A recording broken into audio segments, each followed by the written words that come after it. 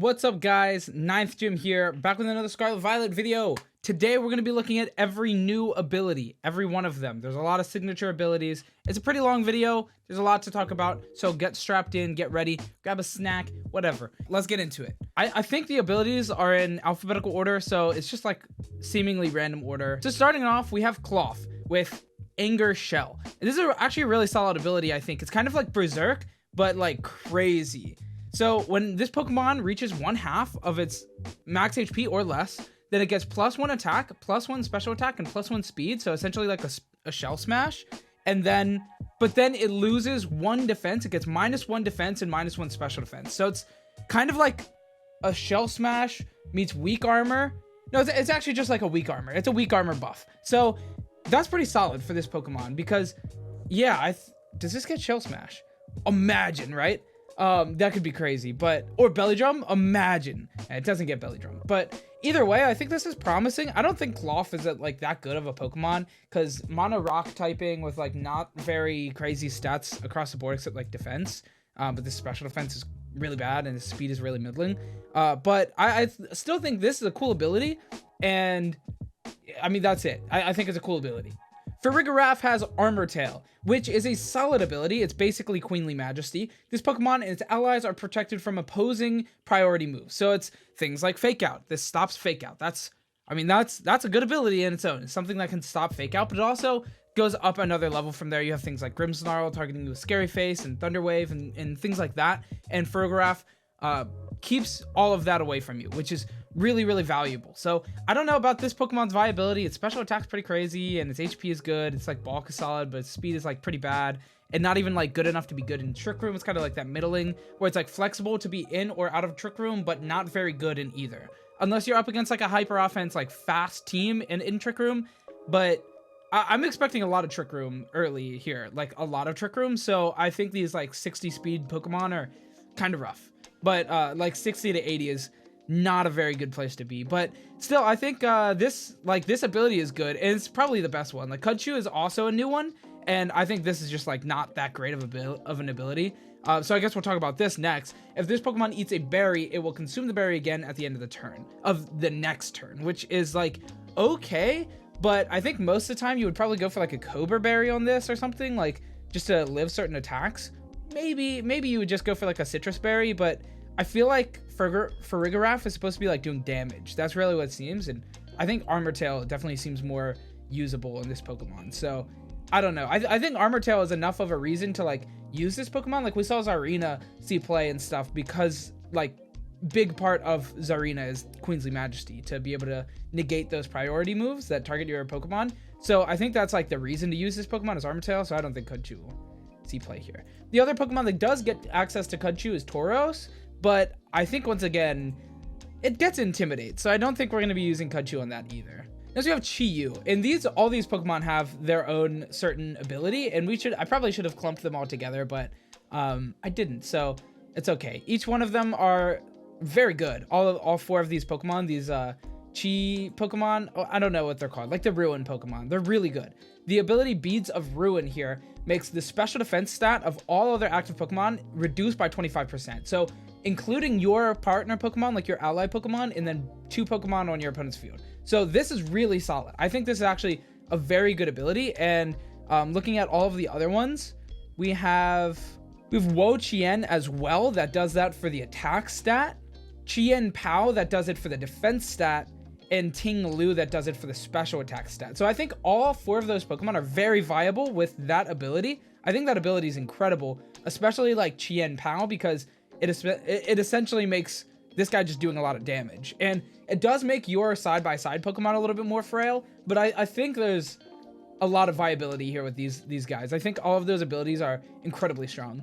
Next, we'll be talking about Tatsugiri. It has the ability Commander, which makes this kind of a 2-for-1 of a Pokemon with Dondozo. If you don't know what Dondozo is, it's this bozo here, Donbozo. This big whale guy. He's cool. He has really solid stats except for speed, which makes this pretty promising in a Trick Room team. It also has a pretty low special defense, but that's okay. So Commander actually gives +2 to all Dondozo's stats. Okay, oh well. it gives +2 to all Dondozo's stats, which is really good. And I've seen this really interesting team going around that sacks a Pokemon to bring in Dondozo, and then bring the Tatsugiri to give the +2 to all of its stats, and then knock out the Tatsugiri with its own like Toxic Orb. And I think that's cool, but it does give, you know, a +2 to all your Pokemon, but by giving a by sacking 2 of your Pokemon. So the problem here is that it's like super one-dimensional and stuff.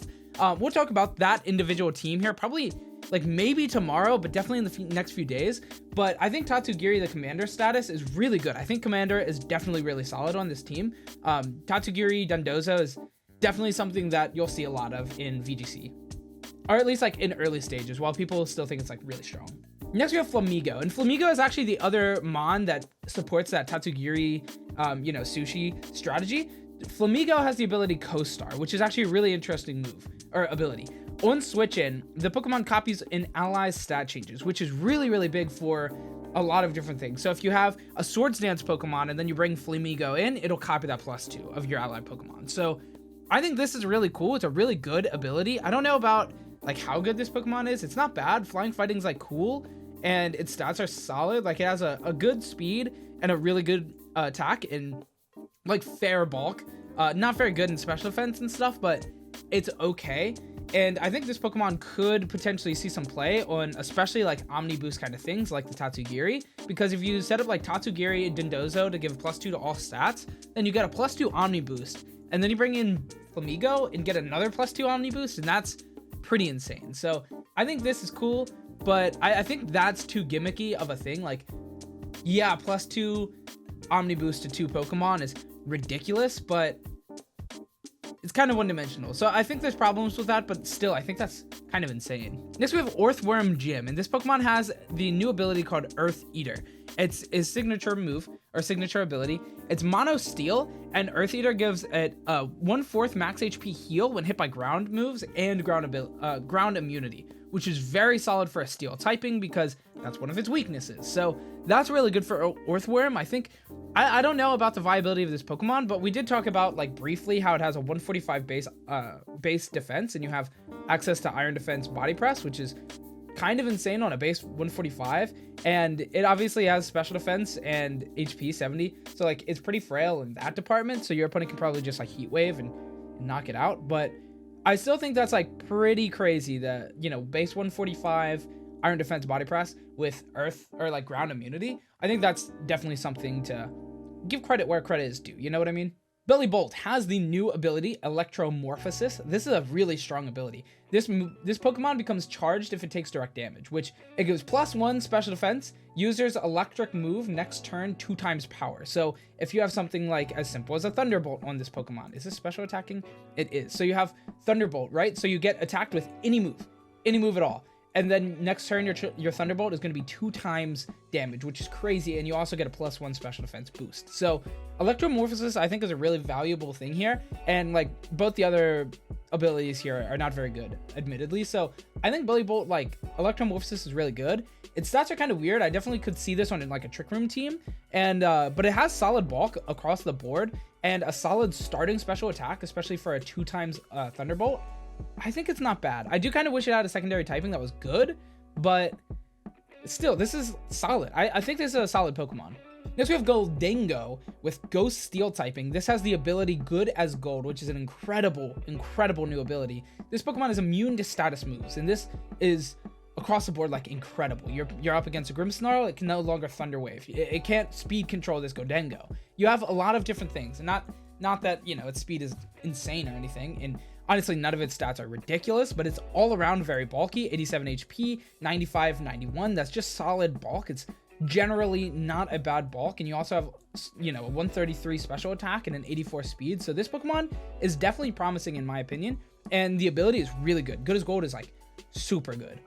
Mabosstiff with Guard Dog, and this is weird because this is like a cool ability, but it gets Intimidate. So there's very little reason to not use Intimidate on this Pokemon in my opinion. But Guard Dog, immune to Intimidate, is very good on a physical attacker. But you also have, if it's intimidated, it gets +1 attack. So you can bring this in against like an Intimidate team and, you know, get intimidated, and that's all good. And by Intimidate team, I just mean something with like an Arcanine on it, or, you know, any kind of Pokemon that gets Intimidate. So, and then also it can't be forced to switch out, which is pretty irrelevant. Like, that's not going to happen that frequently. Like, there's not Roar in the meta very frequently. You know, you might see it like 1 out of 100 Arcanines has Roar on the set, and you're like, okay, why? This isn't singles. But yeah, Guard Dog, it's cool and all, but like, we have access to Intimidate. I feel like you would always go Intimidate on this Pokemon.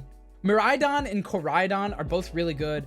But obviously right now we can't use them, so I'm not going to spend much time on it. But this sets up Electric Surge, which is crazy, and it also gets a special attack boost by 30% in Electric Surge. And then this sets up Sunny Day, so and then also gets an attack boost by 30% in Sunny Day. So these Pokemon are ridiculous, and these Pokemon are going to be incredibly strong in the restricted format, but you don't have to worry about that yet, and for a while. Oinkologne with Lingering Aroma. This is actually really solid, I think. It does, it's like Mummy. When any Pokemon makes contact on it, it changes their ability to Lingering Aroma, which is not really going to matter for anything else. But yeah, I think this is like cool. It's Mummy. We've seen it in the past. It was good for Cofragigus in like Gen 5, but we're not really too worried about it. And this Pokemon, I think, is pretty bad. Normal typing is not like crazy, anything to write home about. None of its stats are incredible as well. It has like, you know, fine bulk and bad and like okay attack and like a bad speed. So I don't think this Pokemon's that good anyway, but this is an interesting ability, and it's definitely something you would want to be aware of in the game because you don't want to like run into that. Espathra has the ability or Opportunist, which is really good. Actually, all 3 of its abilities are really solid. Frisk is really good generically, and Speed Boost is just a solid thing on a pretty fast base speed Pokemon. So I think, like, most likely Espathra will be using Speed Boost, but I think there's definitely, you know, a reason to use Opportunist occasionally. When an opposing Pokemon receives stat boost, this Pokemon gets the same boost. So if you're up against something that's setting up with Swords Dance or Calm Mind or Nasty Plot, then you get that buff as well. So I don't think this is really good in like a Swords Dance meta if this is a really physical attacking meta, which it seems probably to be. And but we also do have things like you know, Nasty Plot, Rotom, and stuff like that. Potentially Calm Mind, Sylveon, and all those kind of Pokemon. Things that do set up. Like, there's still going to be a lot of setup in this game, and Opportunist can take advantage of that. He's an opportunist, right? So I think that's not a bad ability, but I think Speed Boost is probably what I would go for here. And then just like, you know, you start off with a Protect or like a Fake Out next to it or something, you get a free Speed Boost, and then you just start sweeping with its new signature move. I forget what it's called, but it makes your opponent's -2 in special defense, which is kind of insane. And then Espathra just like runs away with the game from there. So I think this Pokemon is definitely promising. It has really like, you know, not incredible bulk and stuff, but it has a good speed with Speed Boost and like a solid special attack that can take advantage of things, any kind of boost from your opponent. Also, there's something still to be said about Opportunist. When an opposing Pokemon receives stat boosts, you can theoretically like flatter a Pokemon that's across from Espathra and then gain that boost as well.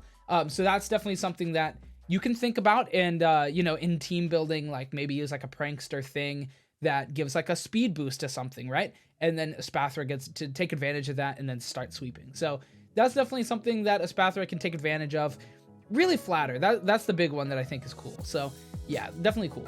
Next we have Toedscruel, and this is weird. So this ability is interesting, but I think not very good. This Pokemon's status moves have lowered priority and ignore their target's abilities. So there's not that many things that, you know, there's not very many abilities that you have to be that you have to dodge for this Pokemon, and this Pokemon has access to Spore. It's one of the few Pokemon that does have access to Spore, and it's on a 100 base speed Pokemon, which is kind of crazy, but it's really held back by lowering its status move priority by 1. This means this will never go first, this will always go last, or at least almost always go last unless you're up against like Trick Room, but that's bad. Like, I don't know, I think this ability is working against this Pokemon, which is really upsetting because it doesn't have access to another thing, and maybe that's like to balance out the Spore, but like at that point just don't give it Spore. That's how I think, because like this is pretty unusable in this Pokemon. I don't know, I don't really like that it, like, we got a fast Spore Pokemon and that made me excited, and then I read this ability and I was like, wow, just rip the Pokemon. Maybe I'm missing something here, but I think that's bad. Next, we have the ability Photosynthesis, and also Iron Moth, Quark Dive, or all the Iron Pokemons. All of these Paradox Pokemon have the same ability, basically, where they have Photosynthesis or Quark Dive, and these are all really solid. They give an additional 30% stat boost to your highest stat, unless it's speed, it gives it a 1.5. So that's incredibly good for Pokemon like Fluttermane that already have a really high speed and can make that the boost that they get is plus 1.5 times to their speed. And then you also have other Pokemon like Iron Moth that have a really high special attack, and then you'll get a plus 30% to that.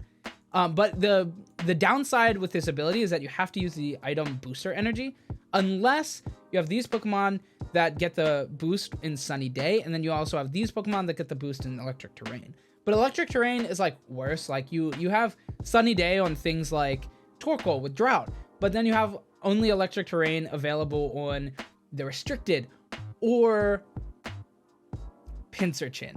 So yeah, I think this is theoretically, you know, possible to use on a Torkoal team. Like you have Torkoal, Roaring Moon kind of teams that take advantage of the photosynthesis without having to use your item. But you also can just attain this ability with booster energy. So this is a really broken ability, but it is, you know, balanced effectively by needing to have that Drought or Electric Terrain or their item slot taken. But I think this is insane. Like a lot of these Pokemon are really good. These are the two best though, realistically. Roaring Moon and Fluttermane. They're just incredibly, like really, really good. They're really, really good. Garganacl, whatever. His ability is Purifying Salt, which is like, okay. This Pokemon cannot be statused, which is solid. It can't be, you know, burned or anything. And Ghost Power against it is halved, which is like weird. But okay, I mean, it makes sense because it's Purifying Salt, but it's like weird. It's just a rock guy. But yeah, not a bad ability, not a bad Pokemon theoretically. I think like it has the Iron Defense Body Press that I was saying is good on Orthworm, and it doesn't, you know, lack in that special defense department, just like the Orthworm does. But its speed is abysmal, which makes it work under Trick Room. So I don't know about this Pokemon, but it's a neat ability. We'll say neat. But I think Sturdy is also, you know, good, but like it gets Clear Body. That's realistically what we're gonna be doing here. I think probably Clear Body, unless it's like a really Will-O-Wisp format and stuff. Then maybe Purifying Salt. We'll see. Bomberdier, Bomberdier gets Rocky Payload, which essentially gives it stab on rock type moves. This Pokemon's offensive stat is multiplied by 1.5 while using a rock type attack, which is really weird because it's just like a flying dark Pokemon. But this means that you get to use Rock Slide, which is kind of cool. Yeah, Rock Slide on a base 103. That's not great, but having 3 stab is pretty cool. But this Pokemon doesn't have like any insane stats or anything, so I don't know. I wish maybe it was a little better, but I think this is cool. Gets Stab Rock Slide on top of its Stab Flying and Dark moves, so 3 stabs, cool. We saw that in Delmise. Pokemon was never that good though. Arboliva. I'm probably botching all of these pronunciations, but that's what I do on new Pokemon. Everybody does it. Grass Normal type with Seed Sower. This is a really interesting ability. Whenever it's hit by an attack, it activates Grassy Terrain, which is, you know, Grassy Surge with extra steps. I think they wanted to balance Surges because Surges are like broken. They're so good that you use like bad Pokemon sometimes, like Pinsirchin and stuff like that. So when you have like Surges on really, really good Pokemon, like at Rillaboom, at the Tapus, all that kind of stuff, and even Indeedee, honestly, Indeedee's really solid. So Seed Sower is like a balance to Grassy Surge, which I think is okay. I don't think it's very good, but I think it's okay. Veluza has access to the new ability Sharpness, which gives all of its slicing attacks 1.5 times power. We also see that on Gallade, which is kind of cool. We have access to things like Aqua Cutter and Night Slash, theoretically, and Psycho Cut. So you do have access to a bunch of these slash moves, which is okay. And it gives 1.5 times on top of Stab for these two for Psycho Cut and Aqua Cutter, which isn't bad. So I think this Pokemon is promising. I think its speed stat really leaves a lot to be desired, which is unfortunate because this Pokemon seems like it should be fast because it's like a Tornado Shark. I think that would be not Tornado Shark, Torpedo Shark. We've seen that in the past, but I think this Pokemon, I wish it had like Swift Swim, but Mold Breaker is also really good. So I think, I don't know, this Pokemon's just like, unfortunately, I think it's kind of mid, but I think this is a cool ability. Unfortunately, so is Gallade. It's definitely very mid, and yeah, I wish it was like better, but Sharpness is a cool ability. You know, we get like Iron Fist and stuff, but getting it for slicing attacks is kind of cool. I wish more Pokemon did get this, like more viable Pokemon did get it. I don't know. I think it's cool though.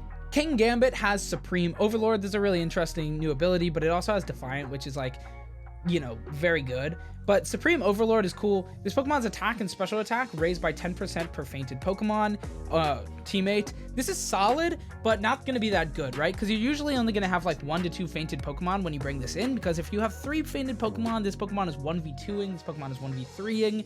I feel like its 30% buff is not going to be enough. So I don't know. Supreme Overlord, like, getting a 10 to 20 to 30% buff is good, but Defiance like theoretically better most of the time due to like how powerful Intimidate is. But I don't know, maybe we won't see that big of an Intimidate meta because of things like Clear Amulet and so many Defiant Pokemon in the game. But it seems like the format's going to take a bit more of like a physical attacking role. And I only say that with like theorizing. I think there's a lot of really good physical attackers, and it seems like the new Pokemon are more so focused on physical attacking. But that being said, you know, there's a fair share of special attackers as well. So who knows, right? Defiant might not even be that good this format with all that going around. Supreme Overlord, okay.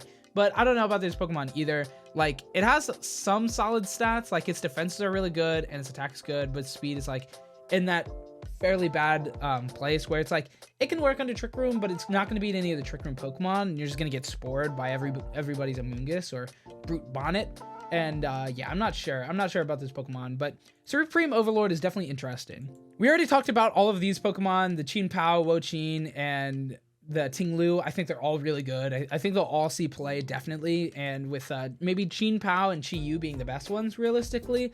And because like lowering defense is like, or lowering attacks is good and all, but I think lowering, you know, the bulk of other Pokemon, making your Pokemon stronger effectively, could be better. So, you know, I think we can definitely see like Qian Pao hyper aggro teams, right? Hyper offense teams. Because I mean, look at the guy's speed too, 135. This Pokemon seems really good. I think this one seems like the most promising to me, but I think Chi-Yu also seems really good. But they're all really good in my opinion. Baxcalibur is cool. I think this Pokemon's solid. Dragon Ice is a really good typing in my opinion. Like, yeah, of course it has like a few weaknesses, but not too many overall. And like some of its stats are really good. Like attack 145 is really good. It has solid bulk across the board. 115 HP is really solid with 92 and 86. That's good bulk. I wish it was a little bit faster, but like, I mean, look at the stats. Like, we don't really have any room to take away from anything unless we just like made its special attack like 3, right? But its ability Thermal Exchange is actually really solid. This Pokemon's attack is raised by 1 if it's hit by a fire move. But the big deal here is it can't be burned. And it's a physical attacker with 145 base, which is really good. Thermal Exchange makes it so it can't get burned, which is like crazy. 145 base attack can't get burned? That's really scary. And I'm pretty sure this gets access to Dragon Dance, which makes it like even potentially scarier and scarier. It also gets the new move Glaive Rush, which is kind of weird, but also pretty good. And so like Glaive Rush, the next turn, it has a really bad downside. It's a 120 physical dragon type move with 100 accuracy, which is really good. But the next turn, attacks can't miss the user and deals 2 times damage, but you do have Protect. So I don't know, this might be good. You can see it like this. You might also just see like choice band sets or something, but I think this Pokemon is solid in Thermal Exchange, not making it so it can't get burned. Like a strong physical attacker that can't get burned, you could even use like the Clear Amulet and just make this thing like it's always doing the thing. It's always going to be physically attacking like well. So I don't know, this Pokemon's cool. Glimmora has an interesting ability called Toxic Debris that sets up toxic spikes whenever it's hit by a physical attack, and it can stack. So if you get hit twice, like say they fake out and then punch you, then you're setting up the 2 layers of toxic spikes, which badly poisons every Pokemon. Now here's the downside of this. It's not that good in doubles. Like hazards are just realistically not that good in doubles because there's a lot less switching, but they're still switching, but there's also only 4 Pokemon instead of 6. So I don't know. I don't know about the viability here with this ability, but its other ability isn't great either. So I do wish that this Pokemon like was a little better. Like also its signature attack is really just Rapid Spin with like Stab, and that's not great in singles due to the lack of hazards. So I said singles. It's not great in VGC due to the lack of hazards. So I'm not entirely sure about this Pokemon, but Rock Poison with solid stats, like it's kind of a Nihilego. So yeah, we'll see, but without Beast Boost. So Dachsbun has Well-Baked Body, which gives it a defense raised by 2 when hit by a fire move and fire immunity, which is good, but not great. It's like fine. And I definitely don't expect to see this Pokemon a lot. I don't think it has like ridiculous of anything like other than defense. It has good defense, bad HP, solid speed, but no good like attacking stat. So I don't know about Dachsbun, but it's a cool ability. Killowattrel has Wind Power, which is cool. It becomes charged whenever Tailwind begins or it's hit by a Tailwind or by a Wind move, and it has access to Tailwind, so you can activate Tailwind, and then it gives it charged, which is really good. So you could set up this thing with Focus Sash, so this can be like a weird... It also gets Roost, which is cool. So, but it's just so frail. It's like incredibly frail. 70 HP, 60 defense, 60 special defense, and like this should be higher. The special attack should be higher, but the speed is good, and it sets Tailwind. So it's a fast Tailwind user. It also has access to Roost that can become charged with Tailwind. So you can go Tailwind and then Thunderbolt the next turn, and you're doing just a ridiculous amount of damage. So that's good and all, but I don't know about its viability due to its like really ridiculously low bulk. I don't know. But Wind Power with Tailwind is like... But Wind Power with Tailwind is kind of cool. Brambleghast also has access to Wind Power-esque thing. It has Wind Rider. Instead of being charged, it gets a +1 attack. And that's all well and good, but it doesn't get Tailwind. So... Oops, that's Tailwind. Yeah, it doesn't get Tailwind, which is like kind of goofy for it to have this Wind Rider move, because your opponent's just not going to hit it with a wind move. And yeah, I mean, this is pretty much like not very usable on this Pokemon, and Infiltrator's not that great either, and it doesn't have like amazing stats, and this Grass Ghost, which is like fine and all, but I don't know. I don't see a lot happening for Brambleghast. Palafin has the new ability called Zero to Hero, which is actually really interesting for it because it's signature. And when the Pokemon is not already Palafin Hero, when it's just regular Palafin, if it changes out and then comes back in, it has access to the move Hero. It switches to Hero mode, which is really good because it makes its attack stat just ridiculous. 160. I think it also buffs some other stats, but like this stat pool is insane. It's really, really good. I mean, this is close to restricted, so it's really good, but it takes a little bit of setup, and it makes you have to like switch back out, and it might take too much setup and be a little bit too one-dimensional to be really good, but I definitely think I'll see this thing in competitive. And yeah, it also has access to this new move called Jet Punch, which is basically just Aqua Punch, or basically just Aqua Jet with more power. So I think this Pokemon's really cool, and I'm excited to see it in competitive. Anyway, that is all of the abilities. That's all of them. I went through all of the new abilities. So I hope you guys enjoyed. If you did, leave a like, comment, subscribe. Go down to the comments down below and tell me if you think any of these are really crazy, if I missed anything with any of them, you know, if any of them you think are better than what I gave it credit for. That's it. Goodbye.